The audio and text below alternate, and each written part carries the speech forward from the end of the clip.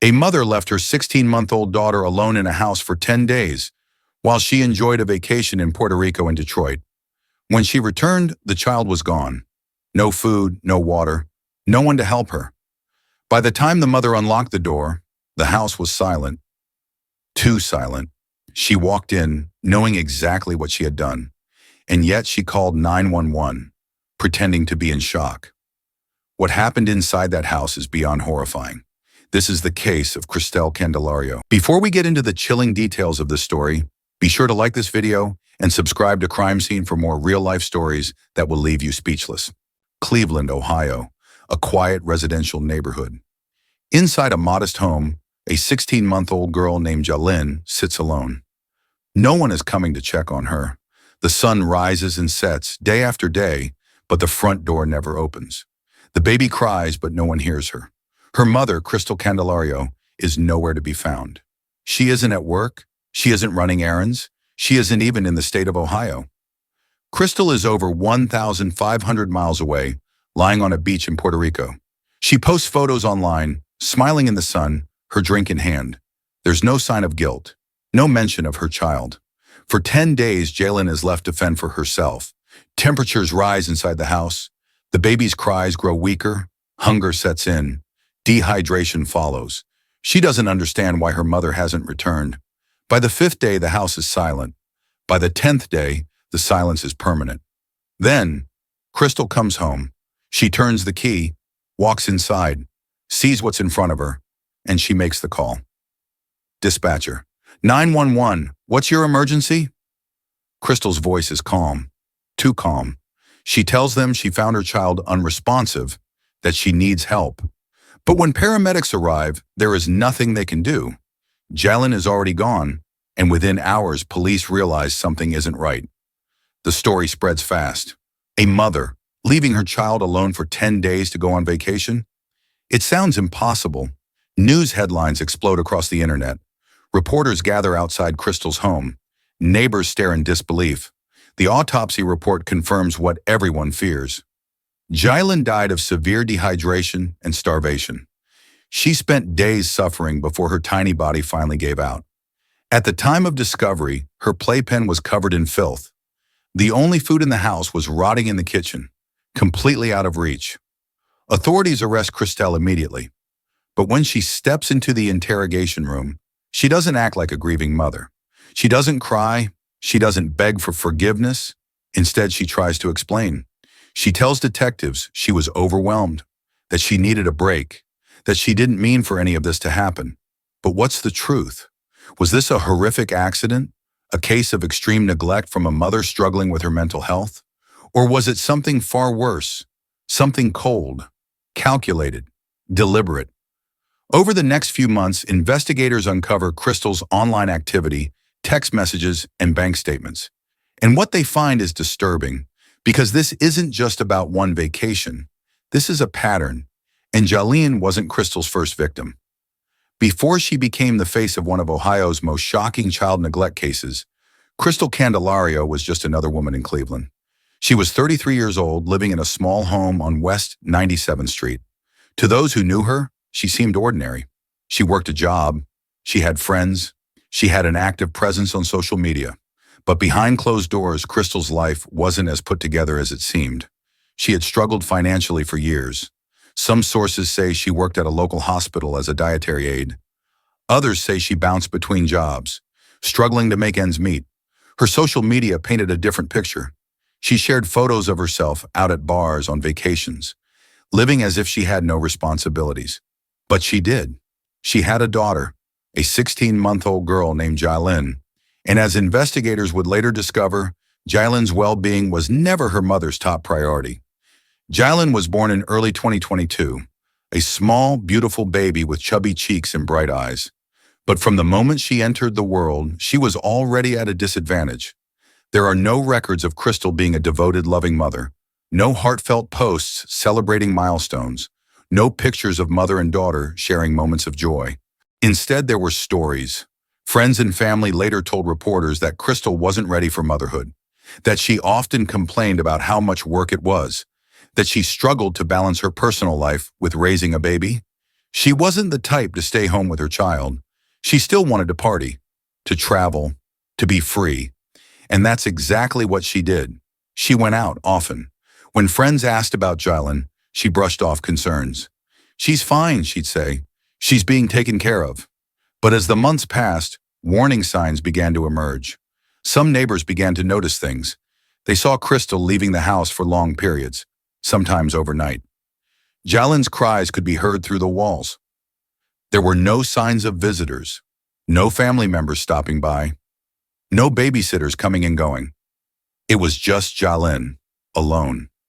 Some neighbors say they considered calling the authorities. But without proof, what could they do? Then there was the disturbing detail that investigators uncovered later. Crystal had done this before. Court records show previous reports of neglect. One incident, just months before Jylen's death, suggested Crystal had left the baby alone for days at a time. But somehow she got away with it. And because she got away with it once, she felt confident enough to do it again. Only this time, it would cost Jylen her life. In June 2023, Crystal made a decision. She wanted a vacation, not just a night out, not just a weekend trip. She wanted to leave the country, and so she booked a flight to Puerto Rico. She never arranged for a babysitter, never asked a relative to check on Jylen. Instead, on June 6th, she walked out the door and never looked back. The next day, she was thousands of miles away, posting pictures, smiling, having the time of her life. For the next 10 days, she never once checked in on her child. Not a single phone call, not a single text, nothing. And by the time she came back, it was too late, because Jylen had spent 10 days trapped inside that house, suffering, waiting, starving, and ultimately dying alone. And now Crystal had to face the consequences. But the story doesn't end there, because what police uncovered next would shock everyone even more. It was June 6th, 2023. Inside the small house on Cleveland's West 97th Street, Crystal Candelario was packing her bags. She wasn't preparing for a short trip to the grocery store. She wasn't stepping out for a quick errand. She was getting ready to leave for 10 days. A tropical escape, far away from responsibilities, far away from her daughter. She packed clothing, shoes, makeup, her passport. But what she didn't pack was just as important. She left behind everything that mattered: food, water, and the safety of her own child. Crystal walked through the house one last time. Did she hesitate? Did she second-guess her decision? Did she feel even the slightest bit of guilt? We may never know. But what we do know is that at some point that morning, she locked the door behind her and never looked back. Inside, 16-month-old Jylen was trapped, alone. Her mother had left the state. Her only source of survival was whatever food and water happened to be within reach. And in that empty, sweltering house, the clock had already started counting down.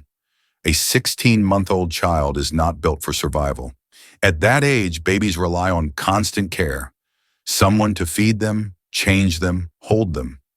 Without those things, a child's body begins shutting down. How long could a toddler survive alone? Experts say that without food, an infant's body begins to weaken within 48 hours. Without water, severe dehydration sets in by day 3. By day 4, organs start to shut down. By day 6, the pain is unbearable. Jylen was trapped in a hot, empty house with no one to hear her cries, no one to comfort her, no one to save her. Did she call out for her mother? Did she crawl to the door, hoping someone would come? In the silence of that home, as the days passed, her little body grew weaker and weaker. The hunger turned into starvation. The thirst became unbearable. And at some point, after days of suffering, Jylen's tiny body gave up. She was alone, in a crib, surrounded by filth, trapped in a home where no one came to help. And outside, life went on. The most haunting part of this case? There were people all around, neighbors, pedestrians, cars passing by, people living right next door to the house where Jylen was dying. Did no one hear her cries? Later, neighbors reported that they did hear something, a baby crying, sounds of distress. One neighbor claimed the cries lasted for days before suddenly stopping. Did they think about calling the police? Maybe, but no one did. And so, Opportunity after opportunity was missed. No family members showed up. No authorities came to check on the child. And for 10 days, that house remained a silent tomb until Crystal came back and reality came crashing down. It was June 16th, 2023. Crystal Candelario stepped off her flight, tanned and refreshed from her tropical getaway. She collected her bags, texted friends, maybe even made a post online about her trip. And then she went home. She pulled into the driveway, walked up the steps, inserted the key into the lock. She opened the door, and what she saw next stopped her cold. The air was thick with the smell of death. The house was silent, too silent. And inside Jalen's crib was the horrifying reality of what she had done. Crystal was no longer on vacation. She was at the scene of a crime. Her crime. Her worst nightmare had become real, and now there was no escaping it. At some point after entering the house, Crystal picked up the phone and dialed 911. The call was recorded. Dispatcher. 911, what's your emergency? Crystal, breathing heavily, voice shaking. My baby is not breathing. She didn't say, I left my child alone for 10 days. She didn't say, I came back from vacation and found her. She simply said what most parents in distress would say, my baby is not breathing. Her tone was desperate. But was it the desperation of a grieving mother or a guilty one? The dispatcher began asking standard questions. Is she cold to the touch? When was the last time you saw her awake? Have you started CPR? Crystal's responses were vague. She didn't seem to have answers. And every second that passed, 911 operators began piecing together that something was terribly wrong. The call ended with first responders rushing to the scene, but no amount of urgency could change what they were about to find inside that house. When police and paramedics arrived, the scene was quiet. The house was still, lifeless. As officers stepped onto the porch, the smell hit them first. That unmistakable stench of decomposition. The front door was ajar. Crystal stood inside, visibly distressed. Officer, where's the child? Crystal motioned toward a small room at the back of the house. The officers stepped inside. And then, they saw it. A crib pushed against the wall. A tiny body inside. No movement, no breathing. And the smell, unmistakable. Paramedics rushed forward, checking for any signs of life. But Jalen had been gone for days. The officers didn't need a medical degree to know what had happened here. This wasn't a case of sudden infant death. This was starvation, dehydration, neglect. And Crystal Candelario was the one responsible. Inside that small house, the truth was everywhere. Jalen's crib was covered in bodily fluids and filth, a horrifying sign of just how long she had suffered. The floor was littered with diapers, trash, rotting food. The kitchen, bare, no bottles, no baby food. The bathroom, dry. No sign that water had been left out for Jalen to drink. It was clear. Crystal hadn't left behind so much as a drop of water. This wasn't a simple mistake. This wasn't a mother who forgot something in the rush of leaving town. This was deliberate. She had locked the door behind her. She had boarded a plane. And for 10 days she enjoyed her vacation, while her daughter suffered the slowest, most painful death imaginable. Now, standing in that doorway, as officers called in homicide detectives, Crystal's carefree getaway was over, and her life as she knew it was about to change forever. As officers secured the crime scene, detectives got to work building their case. Crystal Candelario was taken into custody, but before they sat her down in an interrogation room, investigators needed proof. They seized her phone, knowing it could reveal what she was doing while Jalen was starving to death. What they found painted a chilling picture. Crystal had been active on social media. She had posted pictures of her trip, smiling selfies, beach photos, cocktails in hand. There was no sign of distress, no hint that she was worried about anything back home. But that wasn't all. Investigators pulled cell tower data. They wanted to know, had Crystal checked her home security cameras? The answer? Number not even once. For 10 days, she never so much as glanced at her home. No calls to a neighbor, no messages checking in, nothing. It was as if her daughter didn't exist. And then came the financial records. Detectives subpoenaed Crystal's bank transactions. Where had she gone? What had she spent her money on? The records showed hotel stays, restaurant bills, shopping sprees. Crystal hadn't just taken a trip. She had lived it up. Expensive meals, resort fees, while her baby girl was alone, starving, and helpless in a crib. Every single transaction was a piece of evidence. Every purchase told the same story. She never planned to come back early, and Jalin was never part of the plan. With all this evidence in hand, detectives were ready to confront Crystal Candelario. They sat her down in an interrogation room, a small, windowless space, just a table and a couple of chairs. Crystal looked nervous. She was fidgeting, her eyes shifting around the room. And then the questions started. Detective, tell us what happened. At first, Crystal's answers were vague. She said she had been struggling mentally, that she needed a break, that she never meant for anything bad to happen. But as detectives pushed harder, her story started to shift. First, she claimed she left food and water for Jalin. That was a lie. Then she said she asked someone to check in on her. Another lie.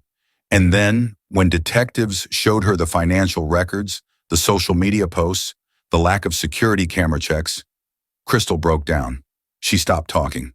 She put her head in her hands. And she knew it was over. But she never gave a full confession. She never said the words, "I left her to die." She just kept repeating, "I didn't mean for this to happen." By the time the interrogation ended, Crystal was officially charged with aggravated murder, child endangerment, and felonious assault. And soon her face was all over the news. The moment news broke, people were furious. The case went viral. On social media, people flooded the comments. How could any mother do this? She partied while her baby suffered. No excuse. She deserves life in prison. News stations picked up the story. It spread from Cleveland to national headlines. People dug through Crystal's past, looking for any sign of a history of neglect. Some blamed mental health. Others said there was no excuse. But one thing was clear. There was no sympathy for Crystal. People wanted justice for Jalin, and soon the trial would decide her fate. After months of preparation, Crystal Candelario finally faced trial. Her legal team had one goal: to keep her from spending the rest of her life behind bars. From the very start, her defense strategy was clear. Crystal's lawyers argued that she had been suffering from severe mental health issues, that her state of mind at the time was unstable, that she wasn't a cold-blooded killer, but a mother who had reached a breaking point. To support this claim, they brought in mental health experts. A psychiatrist took the stand, explaining that Crystal had displayed signs of severe depression, emotional exhaustion, and detachment from reality. The defense painted her as a woman overwhelmed, a single mother who had no support, no help, and no way out. They argued that Crystal's actions weren't out of malice, but desperation, that she wasn't a monster, but a victim of her own mental health struggles. They pointed to her lack of prior violent offenses. They claimed she had been a loving mother once, that she just snapped. And then they asked the court for leniency. They pleaded with the judge to consider rehabilitation over punishment, to not send Crystal away for life, but the prosecution wasn't buying it. The state wasn't here to make excuses. They weren't interested in mental health pleas or second chances. They had one mission: to prove that Crystal Candelario knew exactly what she was doing and that she deserved life in prison. Prosecutors began by tearing apart the defense's claims. They argued that mental health struggles didn't excuse the deliberate choices Crystal made, that she didn't just forget about Jalin, she intentionally left her to die. She booked a vacation, she packed her bags, she locked the door behind her, and she never checked back. For 10 days, she never called, never asked anyone to check in. She went on vacation, spent money, posted pictures, and never looked back. The prosecution brought in medical experts to explain what Jalin went through, how slow, painful, and agonizing her death was. They showed autopsy photos, describing how the toddler's body had been found severely dehydrated, covered in her own waste, too weak to cry for help, and then they made it clear. This was not neglect. This was murder. They called Crystal's actions calculated, heartless, and inexcusable, and they demanded the harshest sentence possible: life in prison, no parole, because in their eyes, this was the only way to bring justice for Jalin. The day of sentencing arrived. Crystal sat in the courtroom, silent, eyes downcast. The judge didn't hold back. You left your child to die in one of the most cruel and unimaginable ways possible. You had every opportunity to change your mind, to go back, to ask for help. But you didn't. Jalen suffered, and she suffered alone. The judge rejected the defense's request for leniency. And then, the final words. Cristel Candelario, I sentence you to life in prison without the possibility of parole. Crystal broke down. Her shoulders shook, her hands trembled, and for the first time since the trial began, she cried. But it was too late. The courtroom was silent, except for the faint sound of muffled sobs. As officers led her away, one thing was clear. Justice for Jalen had been served, and Cristel Candelario would never walk free again. In the aftermath of Cristel Candelario's sentencing, one question remained. Why? What pushes a mother to abandon her child for 10 days, knowing full well the consequences? To understand, we turn to experts in criminology and child psychology. Dr. Emily Lawson, a forensic psychologist specializing in child neglect cases, explains, cases like Cristel Candelario's often stem from a deep psychological disconnect. She wasn't just negligent, there was a complete absence of emotional attachment to her child. This is sometimes seen in individuals suffering from postpartum depression, personality disorders, or extreme narcissistic tendencies. But does mental illness excuse her actions? Experts say no. While psychological factors may have influenced her decision, they don't erase responsibility. Crystal had options: family, social services, even simply calling someone to check in. But she chose to lock the door and walk away. This case echoes other notorious child neglect cases, like Casey Anthony, who was accused of neglect leading to the death of her daughter, or Amanda Stott Smith, who threw her children off a bridge. In both cases, the public struggled to understand how a mother could be so detached. From a legal standpoint, the sentence was uncompromising. Cristel Candelario was given life in prison without parole, one of the harshest penalties possible. Was it justified?